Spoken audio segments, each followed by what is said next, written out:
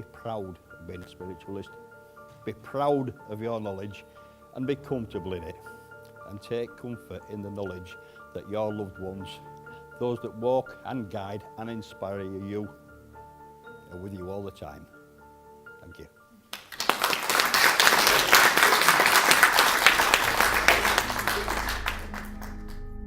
I honestly don't know what spiritualism is.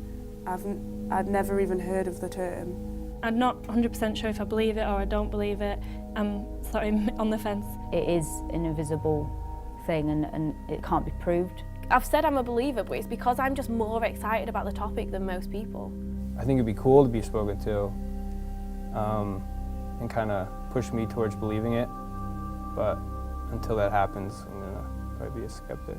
I'm a major cynic and I'm going into this with a very cynical point of view about it. But I don't really know too much what it's about, and I always think of like what I've seen on TV. I've always wanted to have my own reading, but it's not to like contact anything, it's not to be involved in that kind of side. It's more for an interest, it's more entertainment. I'm doing it for entertainment. I think it'll be interesting with me not necessarily being in it, me being behind the camera more. I think it'll kind of allow me to see the big picture of everything going on. It'll be a whole different experience to anything I've had before, so I'm going in with an open mind about it. I really don't know what's going to happen when we get there.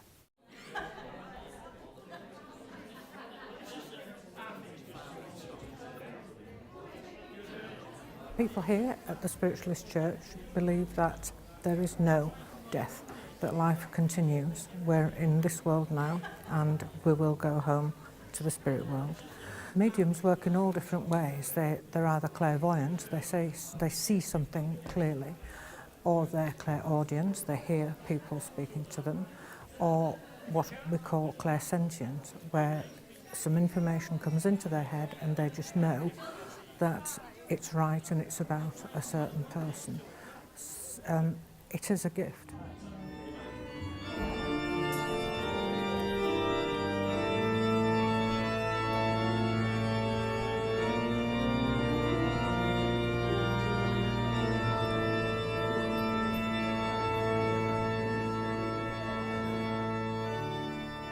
We know that life is eternal. That's what we're here for. That's why we come onto the platform to try and give evidence that hopefully proves to you that life goes on. I'm going to try and talk to the lady who's put her hand up there.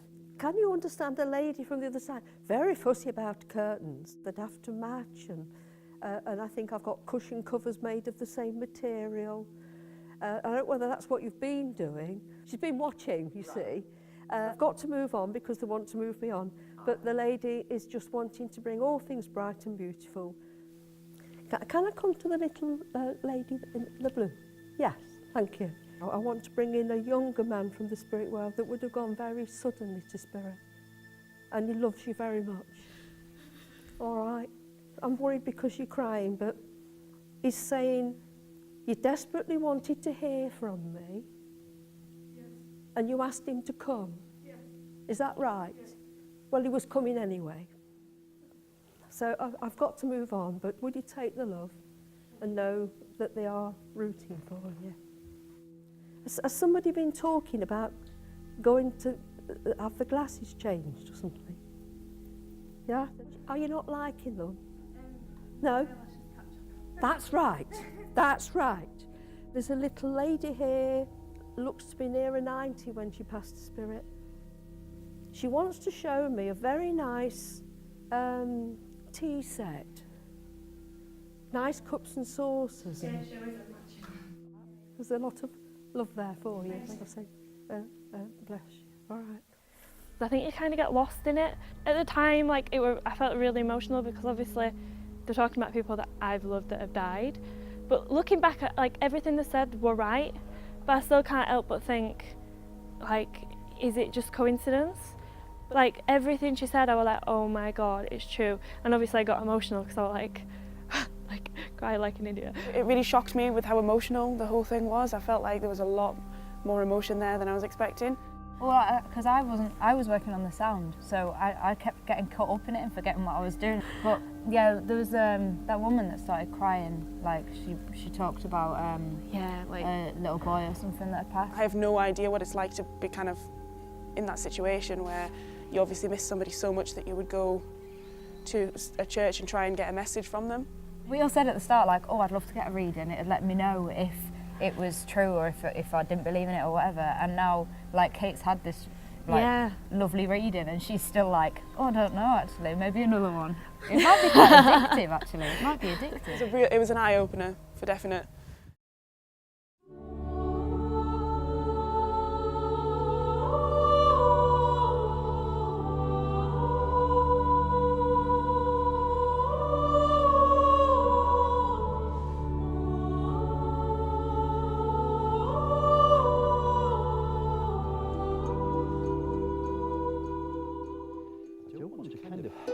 In a roundabout way, put a cloak of protection around yourself.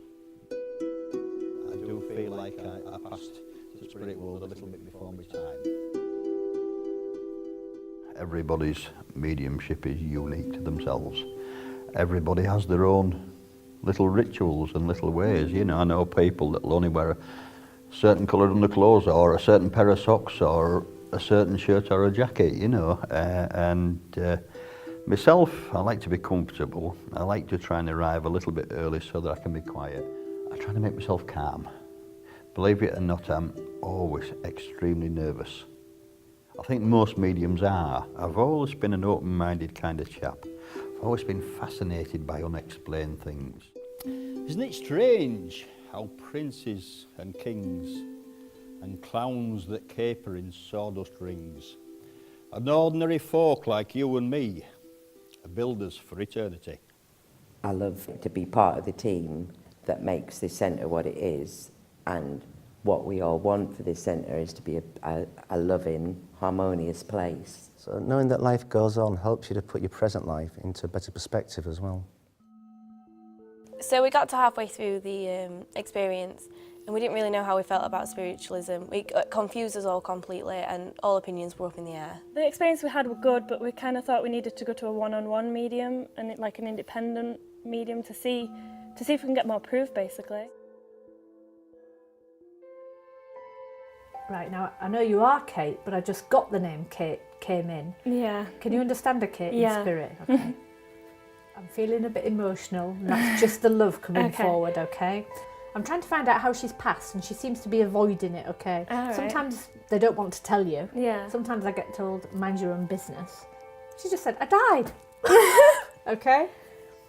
So quite practical lady. It's pretty much what happened though. I said beforehand that I wanted her to give me a specific name that had like convinced me, and she did straight away. She said my grandma's name.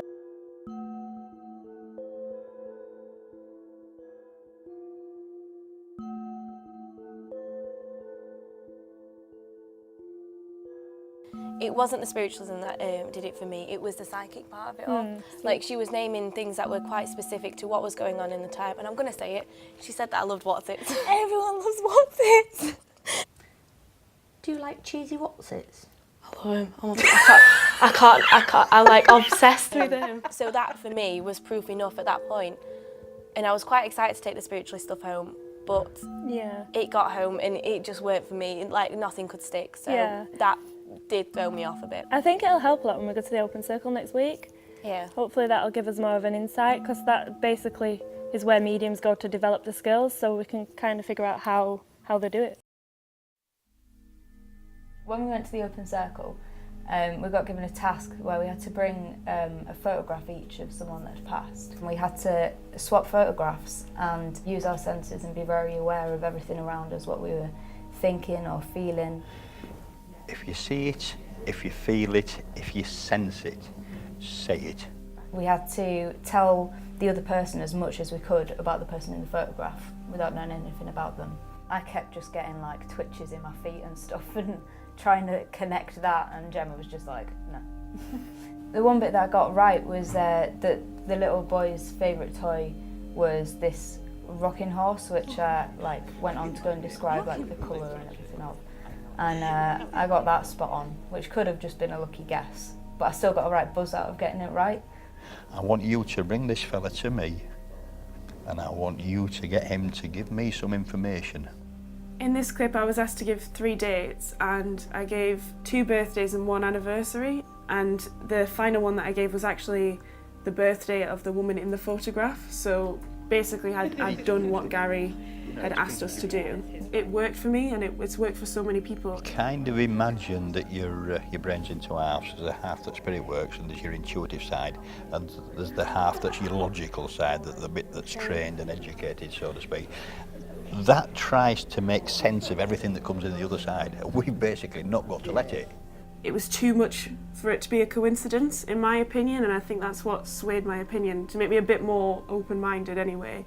Yeah, we've been sort of learning about spiritualism, but to actually sit there and try and be a medium yourself was really fun. It convinced me a little bit, I think.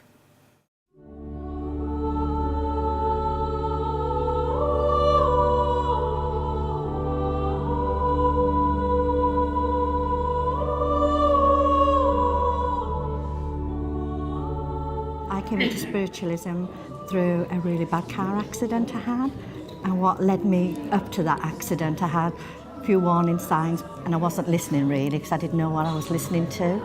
My son had an accident and was brain damaged, and my marriage broke up then, and it just one day it just struck me that I needed something else. We do embrace spiritualism, but we try to live by it as well. We try to help other people, we try to be considerate, and we try to live by our codes, and I think that's important.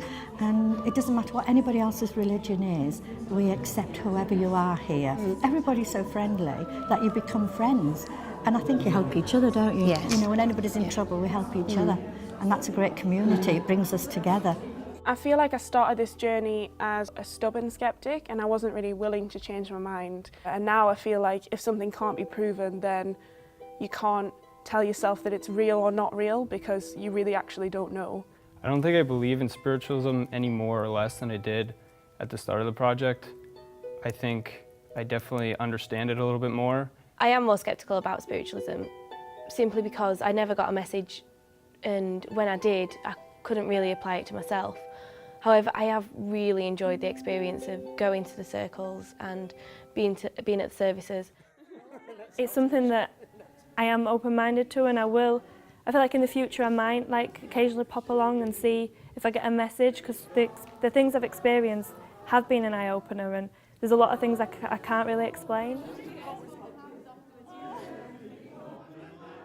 And everyone's really friendly, and the whole atmosphere is just really nice. I'm not sure if I personally believe in spiritualism. I would love to have that much faith in something. I think I respect people that have that much faith in something.